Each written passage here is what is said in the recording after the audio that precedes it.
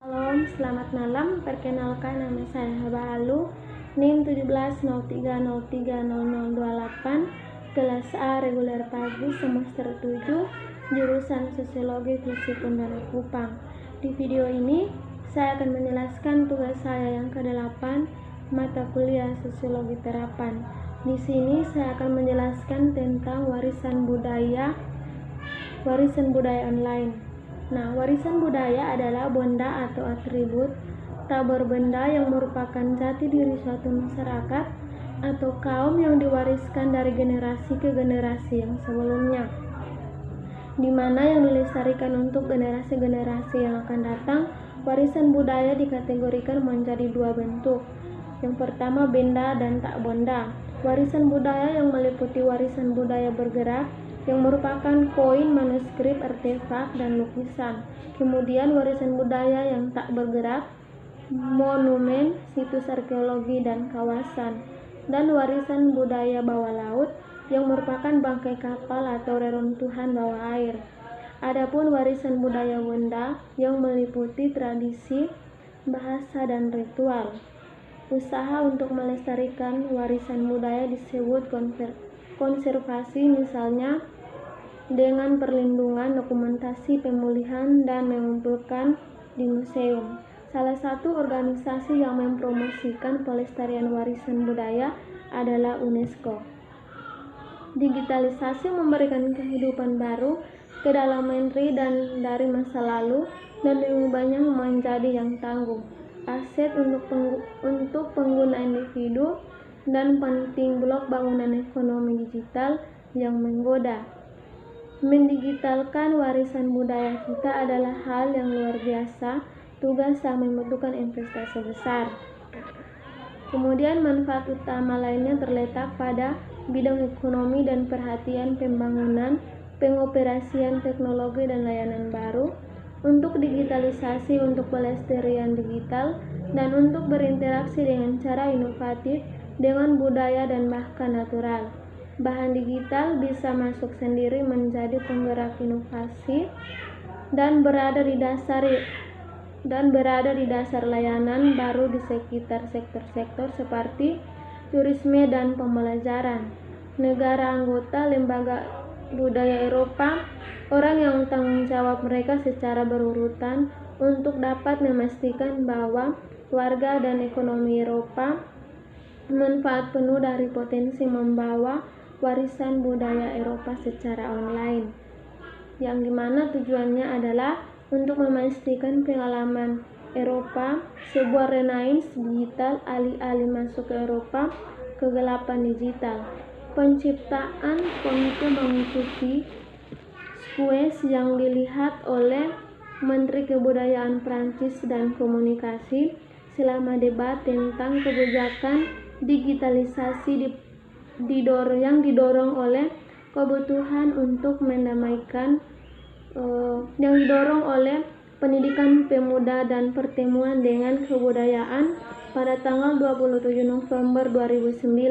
Inisiatif ini yang didorong oleh kebutuhan untuk mendamaikan mandat tradisional budaya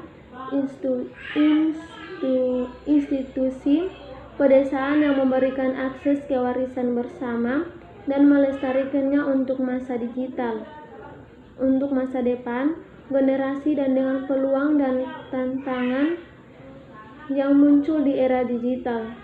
Mengelola pergeseran digital membutuhkan pendekatan atau strategis atau langkah-langkah yang dapat difasilitasi di Uni Eropa, dan akhirnya bagaimana kreativitas bangsa Eropa yang akan dapat dilestarikan dan dipromosikan untuk generasi mendatang. Pertimbangan ini merupakan inti dari mandat yang membantu pekerjaan komite. Kemudian yang berikut, komite juga mengerjakan pemahaman bahwa budaya tidak hanya terbatas pada tradisi bidang seni dan huruf nasional, tetapi juga mencakup melewati sains yang seluruh tubuh pengetahuan tepi dan pengalaman abadi. Ini adalah warisan kita dan budaya kita yang kita butuhkan. Untuk inilah visi kerangka kerja yang komite biasa menjawab pertanyaan-pertanyaan ini dibesarkan dalam kerangka acuannya. Komite percaya bahwa interpretasi tersebut, prinsip dan rekomendasi laporan tersebut, dan bagaimana cara untuk menghindari hilangnya warisan kita menjadi sebuah pelabuhan untuk pengembangan budaya kesenian, penciptaan dan pertumbuhan ekonomi sektor budaya telah mengadopsi berbagai macam hal praktik dalam memberikan akses atau mengizinkan penggunaan materi domain publik digital dengan uang publik. Kemudian yang berikut, lembaga budaya juga menambahkan cukup banyak jumlah informasi untuk objek digital.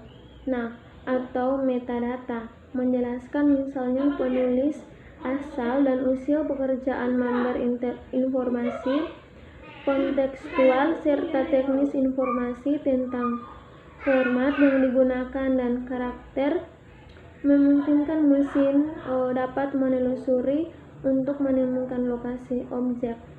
Metadata ini penting untuk prorekam pengguna dengan latar belakang yang berguna ke bekerja, dan juga untuk memungkinkan mesin dapat menelusuri seperti Europena untuk menemukan real objek digital dalam konteks pencarian tertentu.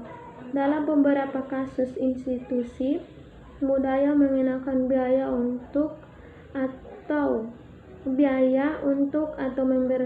memberlakukan ketentuan lain untuk digunakan kembali metadata ini, dan cenderung sangat berhati-hati terhadap penggunaan komersial file data.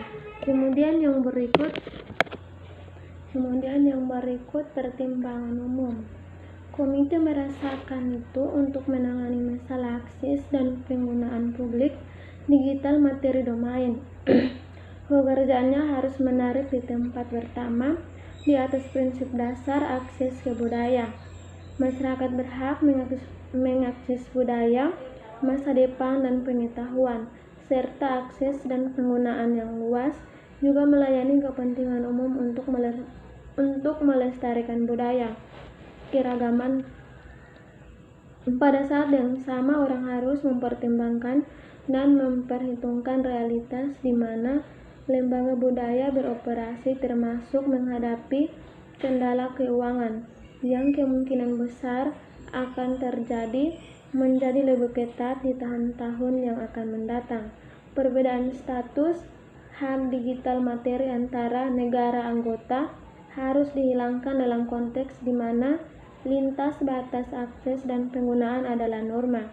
Pada prinsipnya, proses digitalisasi belaka tidak boleh membuat hak baru. Kemudian yang berikut, akses ke file digital.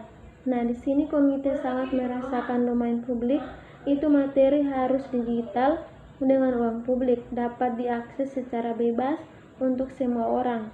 Ini harus menjadi bagian dari kondisi pendanaan untuk digitalisasi materi domain publik di seluruh Eropa. Ini masalah prinsip dan juga mengakar dalam pertimbangan praktis. Google telah mengatur standar akses gratis bagi pengguna akhir koleksi utama domain publik digital melalui buku Google. Model dalam lembaga budaya mana yang menuntut akhir pengguna untuk mengakses sumber daya domain publik. Oleh karena itu, mereka telah mendigitalkan tidak mungkin menjadi berkelanjutan karena tidak kompetitif dalam istilah pasar. Kemudian yang berikut atau yang terakhir, penggunaan kembali digital tersebut. Di sini bahan materi domain publik digital dengan publik uang harus tersedia secara bebas dan dapat digunakan kembali non-komersial oleh warga, sekolah, universitas, ataupun non-pemerintah dan lain sebagainya, ataupun organisasi. Komite juga merekomendasikan budaya itu institusi membuat materi digital mereka yang dapat tersedia seluas mungkin untuk komersial. identitas resmi untuk dikembangkan. Nah, ini juga merupakan hal yang akan merangsang dan pelayanan merangsang penggunaan materi untuk informasi baru dalam produk dan layanan.